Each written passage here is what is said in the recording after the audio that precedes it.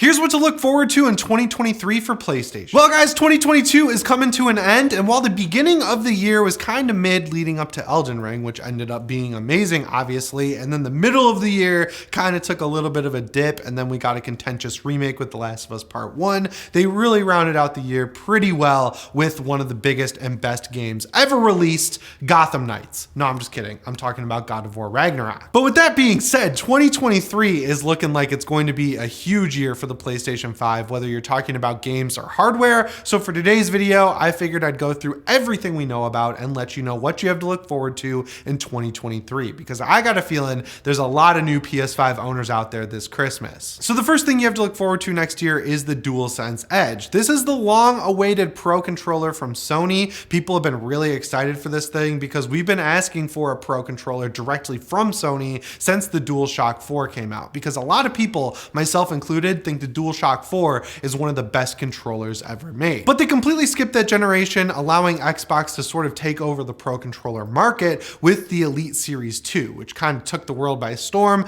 I actually bought that controller to be my main PC controller, and I've gone through 3 of them at this point because the quality control is so bad. There's little buttons on the back that lock the triggers that just fall off, and then the little trigger paddle switch is really sharp. The paddles themselves don't really fit in after a while. I ended up having to order the entire accessory kit for the controller from Microsoft's support page just to get new paddles, and they ended up sending me like 6 paddles, and they were all for the left side of the controller, so that was a really cool blunder on their part. Also, all the magnetic components like the sticks and the D-pad tend to lose magnetism over time, so they sort of fall out of the controller in the case, and really the only cool thing about it that still works perfectly fine for me to this day is the fact that you can just drop it on that little wireless charging pad inside the case and it'll charge if you leave that plugged in. So you can look at that controller and say, yes, it is selling for around $150 at this point, which is a lot more than a regular Xbox Series X controller, by the way. And then you could look at the DualSense Edge and say that thing's $200. But regardless of the price, I don't think the quality control issues are anything that Microsoft should be ignoring in the way that they have. And their big answer to this was to release a white version of the controller that comes a little bit cheaper.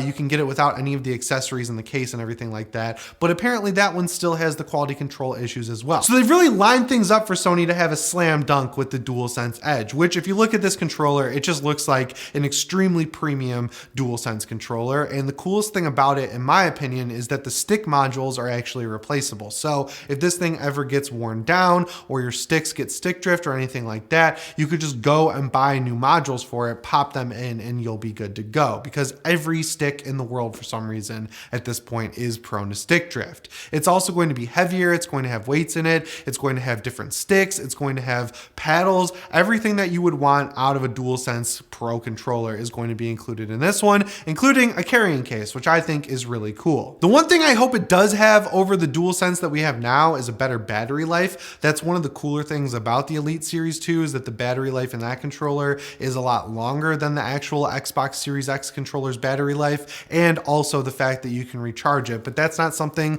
we have to worry about on the PlayStation 5 because we have rechargeable batteries. Despite the fact that they are rechargeable though, they last not long enough at all. So I would really like to see the DualSense Edge have much longer battery life than what we're seeing in the regular DualSense. It feels weird to call it the regular DualSense because it's still a premium controller with stuff like the haptic feedback and the adaptive triggers, and it also costs $70. But if you look at this thing and say, oh, it's $200, you can see why this one's being called premium and the other one's being called regular. So this thing will be out on January 26th. There's no word at this point if it's going to be in stores and you'll be able to just walk into Best Buy and pick it up like you could with an Elite Series 2 controller, but I would expect after a few months, if it's not at launch, it will start showing up in retailers and you'll be able to get it wherever you want. But for right now, the only place to pick up this controller is directly from Sony. I've got one on pre-order. I'm super excited about it. I cannot wait to unbox this thing when it comes out. So after the DualSense Edge comes out, the next thing we have to look forward to is a whole new set of peripherals and controllers, because we're getting the PSVR2 on February 22nd. Now this thing has had its own fair share of controversy, mainly coming down to the fact that it costs $50 more than an actual disc edition PS5 at $550. And if you want to get it with the biggest game that's coming out with it, Horizon Call of the Mountain, you're going to be paying over $600 for this thing, which is kind of crazy until you look at how insane the hardware is. Like comparing this to its biggest competitor, which I think is fair to say would be the Oculus Oculus Quest 2, this thing is not only taking the best features from the Quest 2, but it's also improving upon them. So you've got the inside out tracking that'll allow you to draw the border of your room, and it'll make sure that you never punch the wall or step outside of that boundary, because the actual headset itself has cameras inside of it to make sure it knows what's going on around you, which I think is cool in itself. It's also coming along with controllers that look like they're going to take the best features from the best VR controllers, which are the Valve Knuckles, and then some of the better features from the Oculus Touch controllers, and they're combining them along with the DualSense controllers. So they're called the Sense controllers. They have adaptive triggers, they have the haptic feedback, they have awesome tracking that the headset itself uses to track what the controllers are. So overall, if you're going from the PSVR 1 or really the Oculus Quest 2,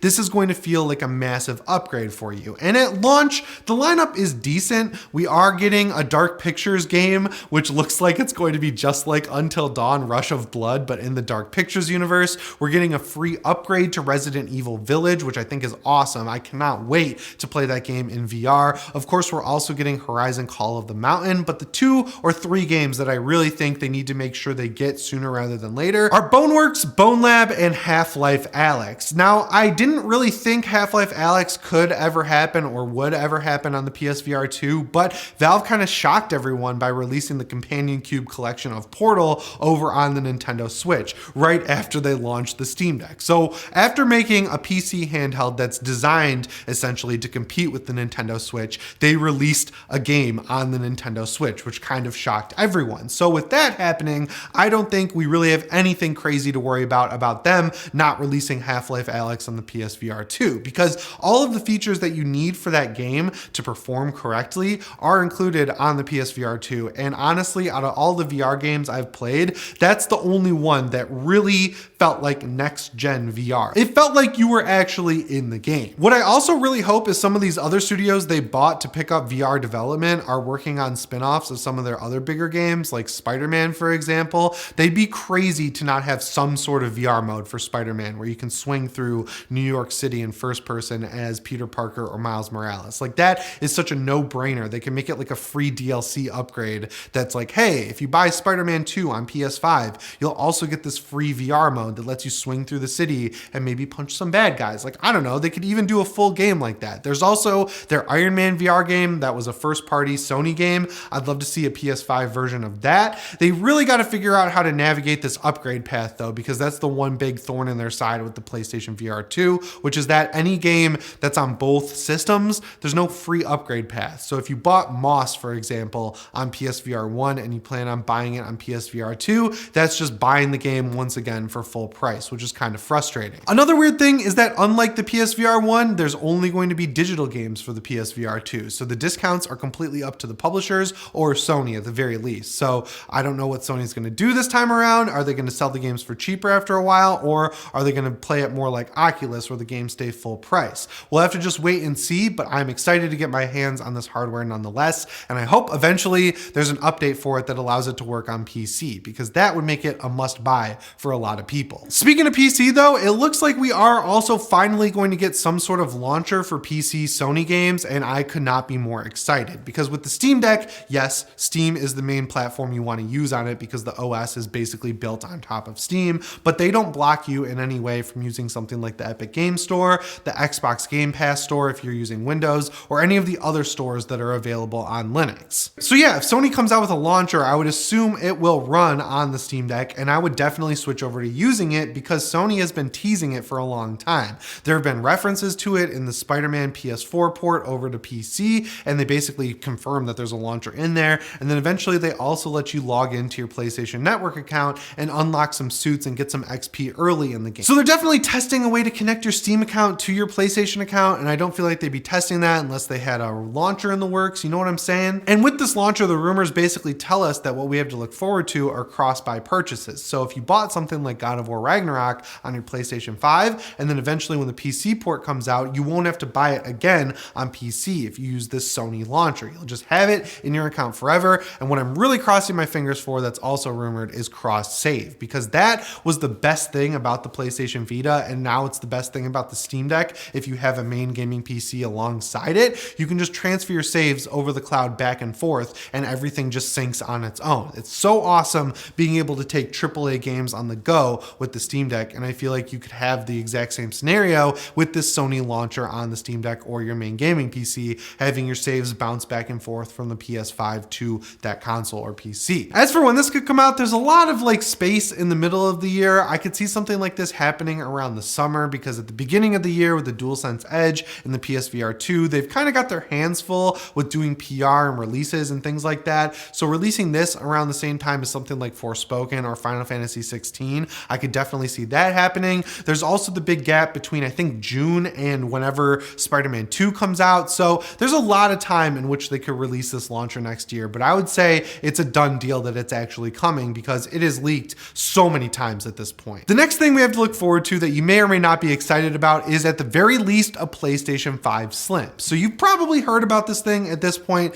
because it's out there, developers have it, testers have it, they say it works flawlessly, and it's basically a way to streamline the development of PS5 consoles. So right now, Sony makes two consoles. They have the PS5 with the disc drive and they have the PS5 without the disc drive. The PS5 without one is $400, the PS5 with one is $500. They're definitely not saving $100 by taking out the disc drive. And that's probably bugging them when they look at their margin sheets of how much money they're making on PS5 consoles, and it probably gives them a headache that they don't really want at the end of the day. So the fix for this solution is for Sony to basically streamline it into one PS5 model. So regardless, every PS5 that comes off the line is not going to have a disc drive. So every PS5 from this point forward is going to be a digital edition, but they're also going to make an external disc drive that you can plug into the back of the console. And it's not going to be external in the way of something like a super drive for a MacBook without a disc drive where you just have it hanging off the side. This is going to be something that clips onto the actual side of the console, and then you can cover it up with the side plate of the PS5, and you slip the little USB cord through the back and plug it into the back of the console. And like I said, everyone's been saying this thing works flawlessly, so I don't think there's anything to worry about there. And honestly, if you're asking me, I think it's kind of cool. It reminds me of the Xbox 360 that came out when that thing launched,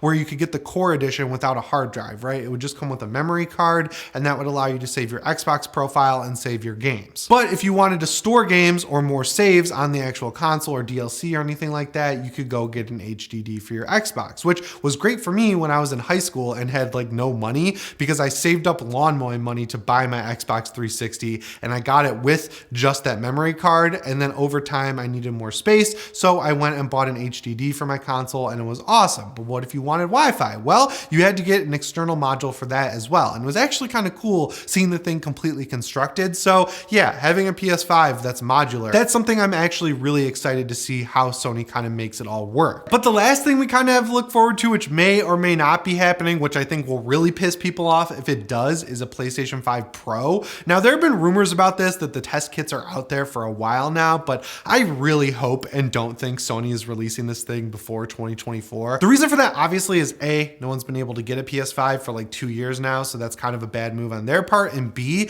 there hasn't really been a lot of games that actually take advantage of the PS5. There were a few at launch like Demon's Souls and Returnal. Obviously Deathloop was one of those games that allegedly needed the SSD. Same thing with Ghostwire Tokyo and the Medium, but there's like a handful of games, and we're 2 years into this thing's life cycle. So if Sony really wants to put out a PS5 Pro next year, they're gonna have to really justify it, because we haven't seen the original console pushed in any way since it released. There's also the idea of price there, where like the PS5 Slim is gonna probably cost $450, $500. What do you price the PS5 Pro at? They've teased that they're working on it at this point, but if you're worried about buying a PS5 regular right now or a PS5 Slim in the future, I think you've got at least a year after that PS5 Slim comes out to worry about the PlayStation 5 Pro, because unlike the PS4 generation, this time around they actually released a more powerful console at launch that'll actually last a lot longer than the original PS4 did at the time. So regardless, from a hardware standpoint, I think there's a lot to look forward to for PS5 next year, but from a software standpoint is where I really think they're lacking. I think we need a showcase